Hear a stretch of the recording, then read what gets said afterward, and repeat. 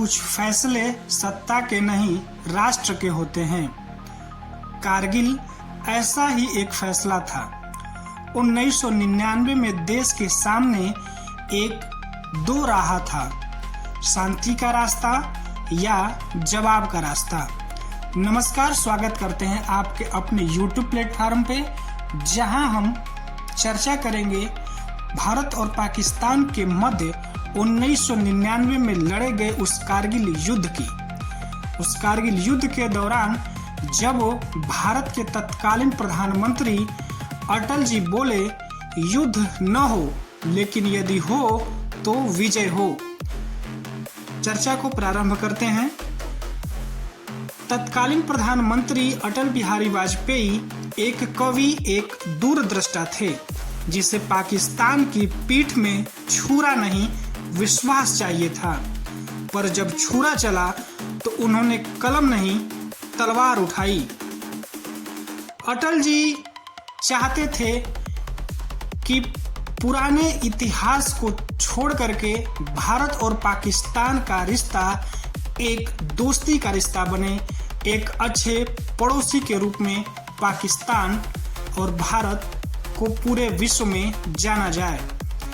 अटल जी इस हसीन सपनों को लेकर के दोस्ती की बात करने अटल जी लाहौर के लिए निकलते हैं। इस यात्रा के दौरान उन्होंने इतिहास को नहीं बल्कि भविष्य को संजोया था, लेकिन उधर जनरल मुशर्रफ ने पीछे से कारगिल की योजना बना डाली। शांति की कोशिश का जवाब धोखे से मिला और अब अटल जी को प्रधानमंत्री नहीं, देश के रक्षक की तरह सोचना था। हम युद्ध नहीं चाहते, उन्होंने ऐसा कहा, लेकिन जब युद्ध थोप दिया गया तो अटल जी पीछे नहीं हटे। युद्ध के दौरान पूरा देश गुस्से में था।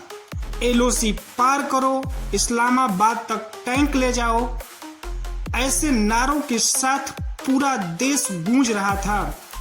अटल जी इस विपरीत परिस्थिति में भी कहा, भारत युद्ध विराम की रेखा का सम्मान करेगा, क्योंकि हमें युद्ध जीतना है, अपनी आत्मा को हार कर नहीं। उस समय दबाव था अमेरिका का, यूएन का, विपक्ष का, लेकिन अटल जी झुके नहीं।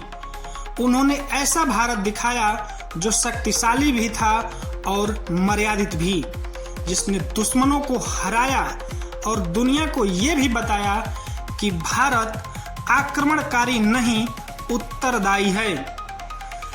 युद्ध के दौरान ऑपरेशन विजय का उद्घोष होता है। अटल जी ने सेना को पूरा अधिकार दे देते हैं। राजनीतिक हस्तक्षेप नहीं, केवल विश्वास और संसाधन मुहैया कराया जाता है। जब संसद में विपक्ष ने एक सुर में सरकार का साथ दिया तो ये राजनीति नहीं, राष्ट्रनीति की मिसाल बनी। उस समय हमारे भारतीय सैनिक 18,000 फीट की ऊंचाई पर अपने युद्ध लड़ रहे थे। कैप्टन विक्रम बत्रा ने जो ये दिल मांगे मोर कहा, उसके पीछे अटल जी की मन की बात खड़ी थी कि हम पीछे हटने वाले नहीं हैं। अटल जी की कविता उस समय देश के वीर सैनिकों के अंदर लड़ जाने की जुनून पैदा करती थी। अटल जी ने कहा था, हम शांति चाहते हैं, लेकिन अगर आवश्यकता पड़ी तो युद्ध से पीछे नहीं हटेंगे। और यही हुआ। कारगिल युद्ध के बाद दुनिया ने भारत को नया सम्मान देना शुरू किया। अमेरिका की नीति बदली, पाकिस्तान का चेहरा उजागर हुआ और भारत को एक ऐसा नेता मिला जिसने बड़ी कार्रवाई के शोर में शब्दों की गरिमा और रणनीति की गंभीरता को जिंदा रखा। युद्ध के दौरान भारत ने युद्ध की कई कीमतों को अदा किया। लेकिन अटल जी जानते थे हर विजय की एक कीमत होती है। वो जवानों की अंत्येष्टि में चुपचाप खड़े होते थे, न भाषण देते थे, न तस्वीर खिंचवाते थे। उन्होंने शहीदों के परिवार से कहा था, आपने बेटा नहीं खोया है, आपने भारत का भविष्य रचा है। और जब कारगिल दिवस मनाया गया तो अटल जी नहीं बोले, बल्कि उन्होंने सिर्फ एक कविता पढ़ी, जो भूमि के लिए मरे उनको मेरा प्रणाम, उनको मेरा प्रणाम। कारगिल विजय सिर्फ सेना की वीरता की नहीं, एक नेता की संजीदगी की कहानी है, जिसने सत्ता नहीं संतुलन चुना, जिसने बदले की जगह बोध दिखाया, जिसने कहा दुश्मन भी इंसान है और युद्ध अंतिम विकल्प। इस वीडियो में जो कुछ कहा गया वो सिर्फ इतिहास नहीं, हमारी जिम्मेदारी है। कारगिल की लड़ाई खत्म हो चुकी है, लेकिन हमारी सीख अब भी जारी है। इसलिए आपसे विनती है, इस वीडियो को अधूरा मत छोड़िए। हर सेकेंड उस सैनिक की सांस की तरह है जिसने आखिरी दम तक लड़ाई लड़ी। पूरा देखिए, क्योंकि कुछ कहानियां आधी देखी जाएं तो उनका दर्द अधूरा रह जाता है।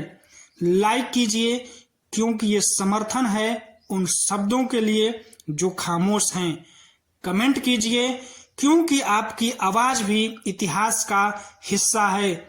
और शेयर कीजिए ताकि अगली पीढ़ी को याद रहे कि एक दौर में अटल बिहारी वाजपेयी नाम का एक कवि प्रधानमंत्री था, जिसने शांति में भी वीरता देखी और युद्ध में भी मर्यादा नहीं छोड़ी। जय हिंद।